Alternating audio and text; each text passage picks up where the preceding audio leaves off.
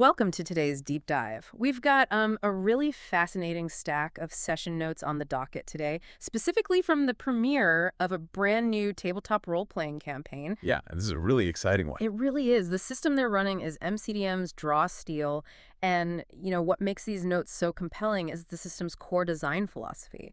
Like, they completely threw out the 20-sided die. Just entirely gone. Right, gone.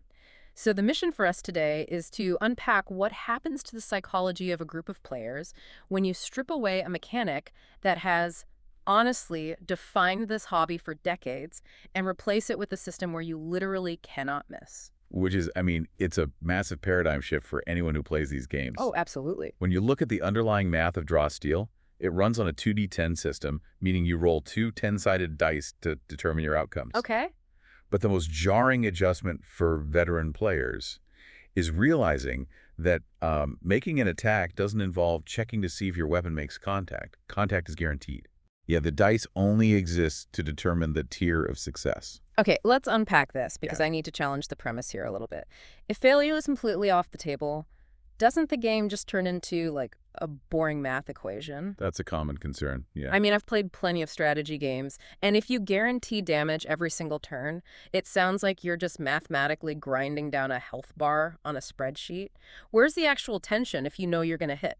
Well, that assumes the tension in a battle comes solely from the binary outcome of, hitting or missing. Right. The 2d10 system actually changes the whole geometry of the fight. You roll your two dice and add your modifiers.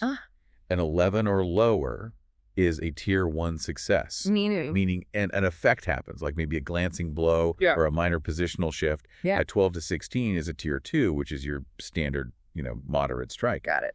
And then if you roll a 17 or higher, you get a tier 3, a massive critical effect. Okay, so you're always doing something. Exactly. The tension isn't about if you connect. It's about resource management, positioning, and how you weather the guaranteed damage that's coming back at you from the monsters. So it's less like trying to thread a needle in a windstorm and more like, I don't know, throwing a water balloon at someone. I like that analogy. Like, you aren't rolling to see if you accidentally drop the balloon at your own feet. You're throwing it, and they are definitely getting wet. Right.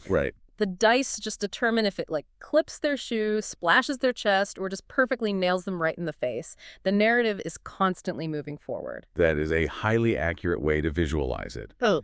And, that forward momentum is tied directly to the game's physics engine. Yes, the physics engine. Right. The core tactical mechanic in Draw Steel dictates that forced movement deals damage. Which is wild. It really is. For every single square you push, pull, or throw an enemy, they take damage. Because you aren't just swinging swords, you're basically playing billiards with the monsters. And, to see how this actually plays out at the table, we really should look at the people pulling the levers. These session notes give us a ground-level view of a party playing the tutorial module. Yeah, the actual players. Right. And we get to see them not as optimized blocks of stats, but through their actual in-game bits and behaviors. Like, the anchor of this group is a character named Hank. Ah, yes, Hank. The tactical center of the party. Yeah? The notes detail how Hank's mechanics revolve around marking targets, taunting everything in shouting distance and carrying incoming hits. Because he has to mitigate all that guaranteed damage we just talked about. Precisely. He is the immovable object. He really is. And because the player simply named this heavily armored fantasy warrior Hank, the table immediately bombarded the session with King of the Hill propane jokes. Of course they did. Like, the notes specifically highlight that the propane references started in the first 10 minutes and literally never stopped for the rest of the night. It just establishes the tone immediately. It totally does. But contrasting Hank's immovability is Mia Gnarls. Mia is playing a class called a Null, which is basically a psionic martial artist. Right. From a mechanical standpoint, the Null treats gravity as a polite suggestion. She teleports, blinks into position, and delivers these massive gravity-defying uppercuts. Which sounds incredibly cool. But the catch with Mia is that The person playing her was experiencing their first ever session of draw steel. Yeah, completely new to the system. So while she's discovering the sheer joy of, like, launching a goblin 20 feet into the air, she is simultaneously discovering that she is the party's designated damage sponge. Right, because the enemies don't miss either. Exactly. Yeah. So Mia went down bleeding in the grass twice during this premiere. It's just a total baptism by fire. A very harsh introduction to the system's economy of action. But notice what didn't happen, though. What's that?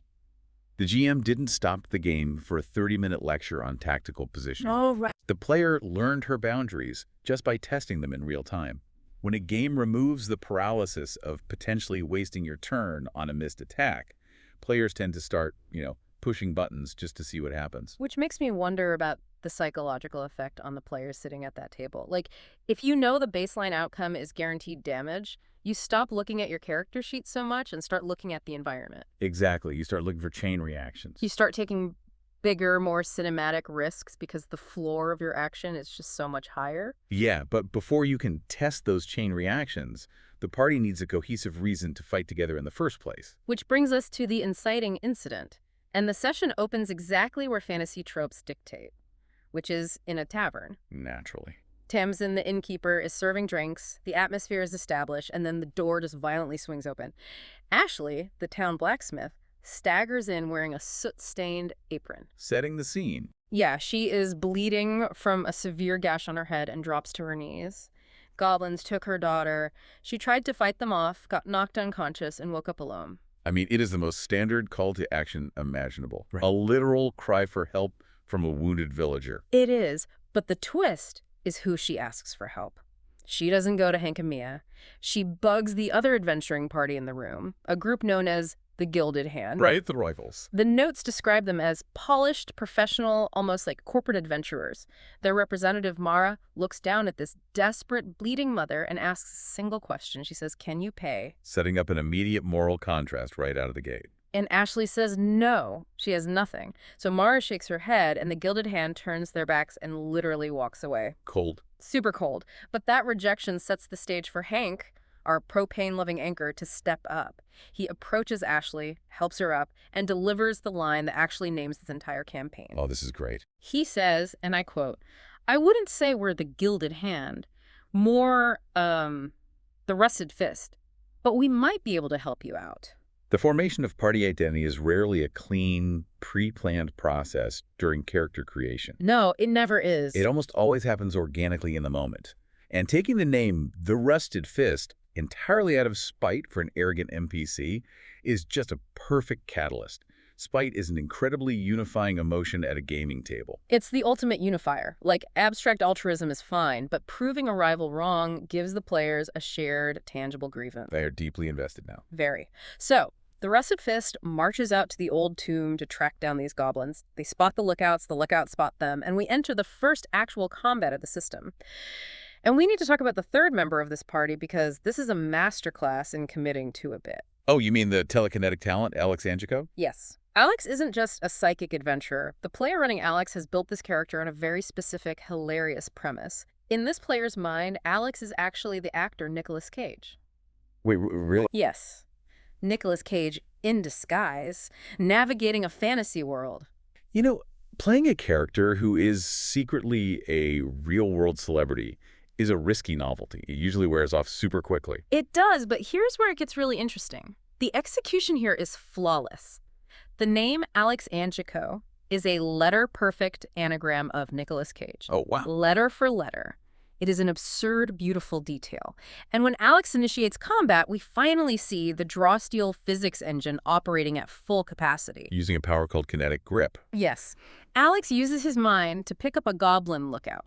But he doesn't just crush the goblin, he hurls the goblin through 5 squares of its friends. Because we know forced movement equals damage per square. Exactly. The math of the game instantly turns the battlefield into a bowling alley. The system practically demands this behavior. Yeah. In older, more rigid systems, an area of effectability is usually just placing a static circle on a grid and, applying a damage number to whatever is inside. Draw steel turns the enemies themselves into the area of effect. And the GM's narration for this moment is incredible.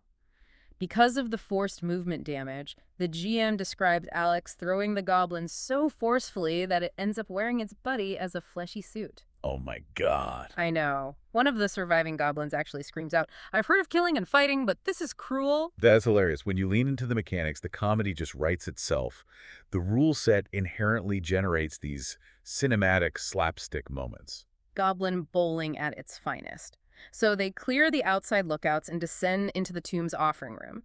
And this space introduces the game's minion mechanics. Right, a whole different type of enemy. Yeah, the room is lit by a massive central brazier and is absolutely packed with nearly 24 goblin minions. For those unaware, minions represent squads of fragile enemies.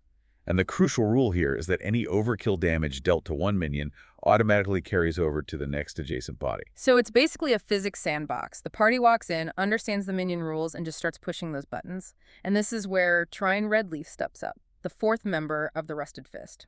Ah, the troubadour. Yeah, Trian is a woad elf troubadour. The notes mention the table joked, this is just a wood elf with the serial numbers filed off. Naturally. Trian uses a rapier, relies on witty banter, and casts magic through musical performance. A classic bard archetype, but adapted for a highly kinetic battle system. Right. So Trian unleashes a power chord and blasts a goblin minion backward, but he aims the push directly through the burning brazier in the center of the room. Oh, that's smart. The goblin comes out the other side, engulfed in flames, panics, and runs into a cluster of its friends, begging them to put the fire out. But instead, it just ignites the entire group. Leveraging environmental hazards with forced movement. I mean, that is optimal play right there. Definitely. And Mia the Gnarls sees this and starts teleporting around, uppercutting more goblins directly into the fire. But, the combat ecosystem is designed to push back. It's not just a shooting gallery. Exactly. A crowned minion leader targets Trian and lands a brutal 15-point malicious strike. The damage is severe. Trian goes down, bleeding heavily. The consequence of treating a deadly encounter like a playground. Yeah, it caught up to him. And this sequence creates what the notes highlight as the absolute best moment of the entire night. Okay, what happened? So Trian is on the ground, hacking up blood. He manages to blast a goblin away, steadies himself on his rapier, and casts his primary healing routine, an ability called Revitalizing Limerick. Now, normally, most players would simply announce the name of the ability, mark off the resource, and just adjust their health points. Most players would. But live at the table, the player running Trian cleared his throat, got into character, and actually performed a poem while his character was bleeding out. No way. Yes. I have to read the exact quote from the session notes because it's amazing. He said, "There once was a heart bruised and sore that thought it could hurt evermore. But with each passing day, the pain softened away and hope found its way through the door." Wow. That is incredibly poignant, especially considering he literally just finished power chording a goblin into a bonfire. The juxtaposition is just amazing. And the player immediately broke character and admitted to the table that he frantically Googled the poem while Mia was taking her turn. That makes it even better. Right. The table completely erupted. But the GM's response to this is a perfect example of how to elevate a mechanical system through roleplay. Oh, how did the GM rule it? The GM decided that because the player went out of his way to actually perform the ability, a new rule was now in effect for the entire campaign. Oh. Every single time Trian casts Revitalizing Limerick moving forward, the player must perform a brand new unseen limerick live at the table. That is a brilliant piece of improvisational game design. Isn't it? The GM took a moment of spontaneous creativity and just codified it into the reality of the campaign.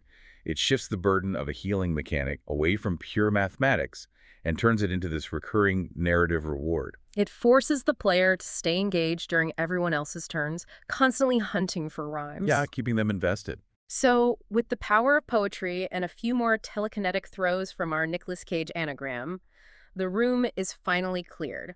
The surviving goblins are dealt with. So the dust settles. The dust settles, the chaotic energy drops, and the session pivots from hyperkinetic combat into, quiet investigation. Because they still have a missing blacksmith's daughter to locate. They do. So what does this all mean?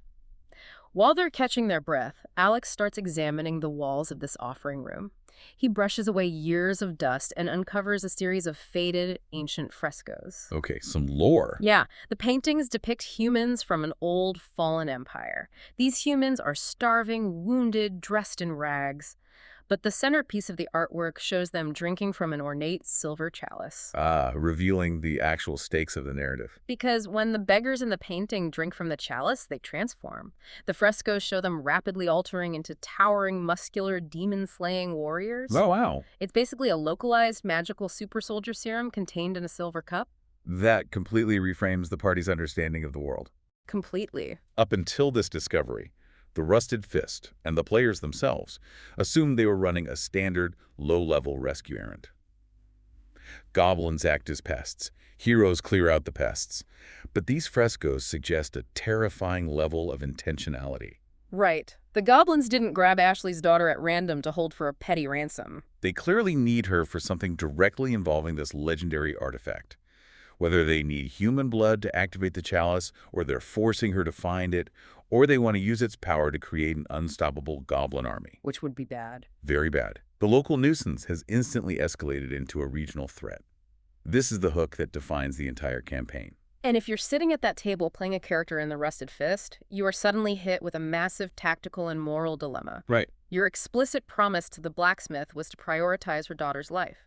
But if you rush in recklessly to save one person, do you risk letting a goblin faction secure a weapon that could wipe out the entire town? How do you weigh an immediate rescue against a looming arms race? It forces the players to stop acting like casual mercenaries and start making real leadership decisions. Right. The whiplash from joking about propane and anagrams to suddenly holding the fate of the region in their hands, that is what gives tabletop role-playing its unique texture. The pacing of that reveal is just masterfully done. But, the session notes don't end with them just staring at the paintings. They keep going. Yeah. The mystery of the chalice is hanging heavy in the air. The Rusted Fist regroups and looks deeper into the tomb. Down the hallway, actually, the exact same narrow stone hall that Mia had tactically retreated into earlier to avoid being swarmed there is a faint, unnatural red light glowing from around a corner. So the physical environment suddenly becomes hostile again. Yes. They drop into stealth. The party forms a line and begins creeping down the hallway to investigate the light. They are moving square by square, trying to see if the daughter is held in that room or if the goblins have already found the chalice. The tension must have been crazy. The silence at the real-world table is absolute. Everyone is intensely focused on the digital map, and then someone in the marching order advances exactly one square too far. Click. Oh no. That auditory universal signal that you have made a terrible mistake. Right. The GM stops the music, he looks at the table, and the notes recount the GM's exact final words for the premiere. What do you say? He points at the map and says, "Whoever just stepped on that tile ran into a trap." And we open the next session with it springing. Wow. A flawless cold cut. Boom! Session over. Pack up your dice. The notes end there, meaning those players had to sit with that cliffhanger for 2 entire weeks before they could find out what that click actually triggered. That agonizing wait is half the fun, honestly. It really is. We've spent this entire deep dive analyzing how a game's underlying mechanics, like removing the ability to miss an attack, completely alter the way people think, act, and solve problems. Yeah, it changes everything. It makes you wonder about the invisible rule sets we operate under in our own daily lives. Whether it's the algorithm of your social media feed, the corporate structure of your workplace, or even just the physical layout of your city's streets, what are the mechanics quietly dictating your choices? That's a great point. And more importantly, are those mechanics encouraging you to be a hero? Or are they just training you to push the nearest goblin into a fire? Think about that next time you roll the dice. Gives you a lot to think about. It sure does. Keep sending those sources in, and we'll see you on the next deep dive.